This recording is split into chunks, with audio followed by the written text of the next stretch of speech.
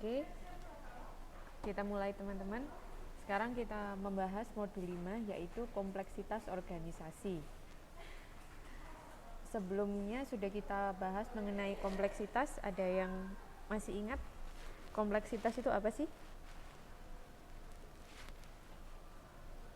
Ada yang mau berbagi mengenai kompleksitas? Selamat datang Mbak Nani, selamat malam.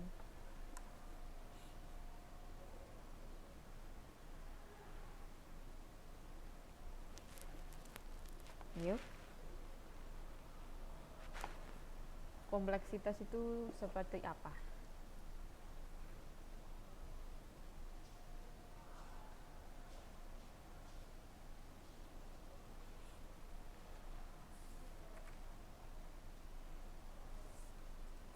Selamat datang Mbak Galuh, masih baru mulai.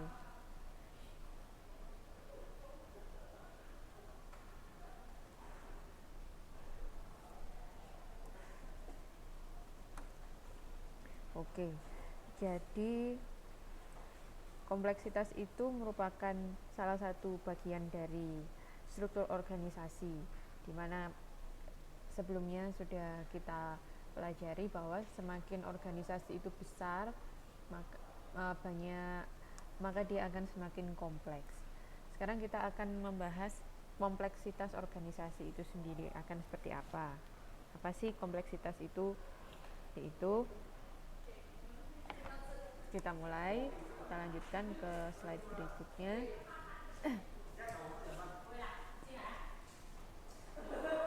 Kompleksitas itu ada 3 macam, yaitu diferensiasi horizontal, vertikal, dan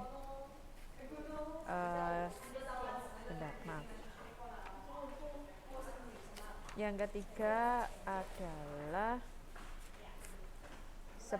sebaran ruang. Yeah.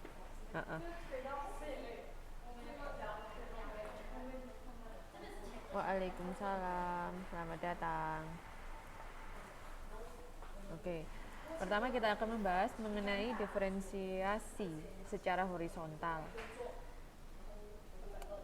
Ini merupakan tingkat perbedaan antar unit, salah ketik, organisasi menurut orientasi personel, jenis tugas yang dijalankan, maupun persyaratan pendidikan yang diperlukan untuk menjalankan tugas tersebut. Jadi, diferensiasi horizontal itu per fungsi. Ya, waalaikumsalam Mbak Nurnela. Dia dibedakan atau dibagi atas fungsi-fungsi atau jenis tugas dalam organisasi. Kemudian, karena jenis dan tugas itu saat jenis dan tugas itu semakin bervariasi, maka kompleksitas itu akan semakin tinggi. Jika kompleksitas tinggi, komunikasi antar bagian itu akan semakin sulit. Dengan demikian, koordinasi itu juga akan semakin sulit. Ini seharusnya itu seperti ini tandanya. Panah.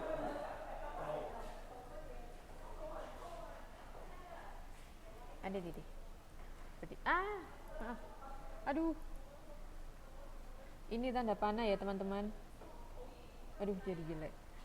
Jadi, semakin bervariasi jenis dan tugas dalam organisasi, kompleksitasnya akan semakin tinggi. Kalau semakin kompleks, komunikasinya itu akan semakin rumit karena banyak harus berkomunikasi dengan bagian ini, fungsi yang ini, yang tugasnya berbeda-beda. Nah, koordinasi itu juga akan semakin sulit juga, seperti itu.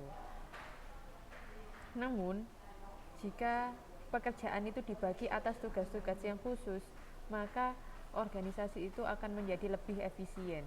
Jadi efisiensinya baik jika pekerjaan dibagi menjadi tugas-tugas khusus, seperti itu. Nah, kita lanjutkan dulu. Di sini ada beberapa ada pendapat dari Adam Smith mengenai division of labor.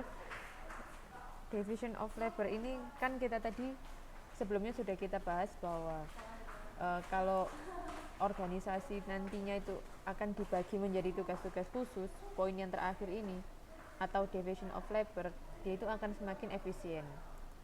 Maka itu menurut Adam Smith, kenapa kok harus dilakukan seperti itu, dilakukan pembagian atas tugas-tugas, karena tidak ada individu yang mampu menangani keseluruhan pekerjaan. Jadi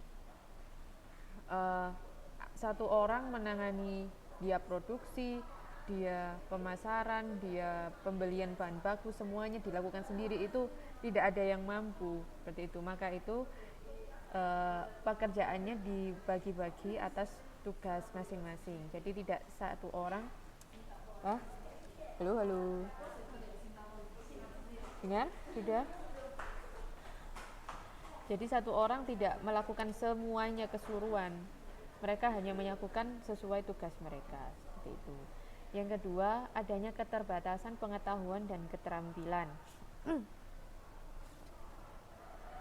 Biasanya karyawan itu akan ditempatkan sesuai dengan keterampilannya.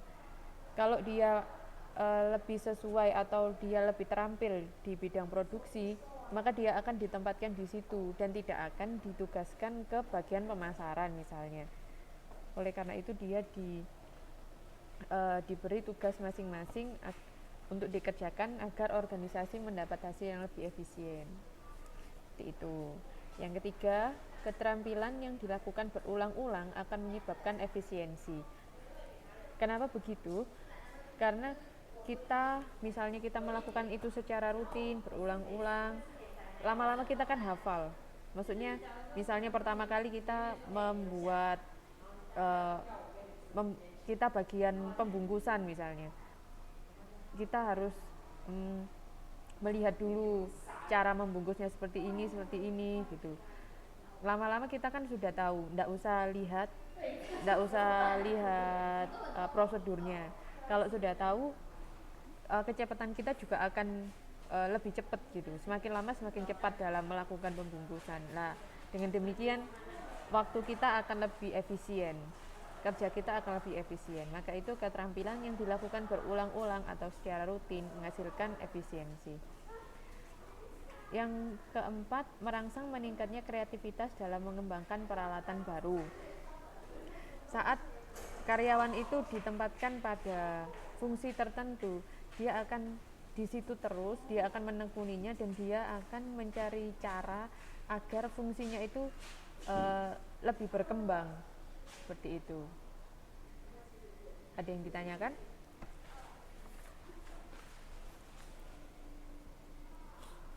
Kita lanjutkan dulu ya. Nanti kalau ada silakan tanyakan.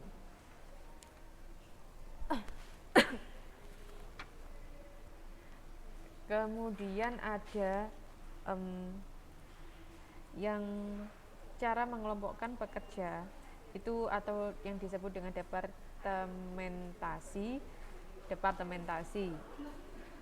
Cara pengelompokannya itu ada beberapa cara, yaitu melalui perhitungan sederhana, melalui fungsi, jenis produk atau jasa, jenis klien, lokasi atau cakupan geografis, serta proses.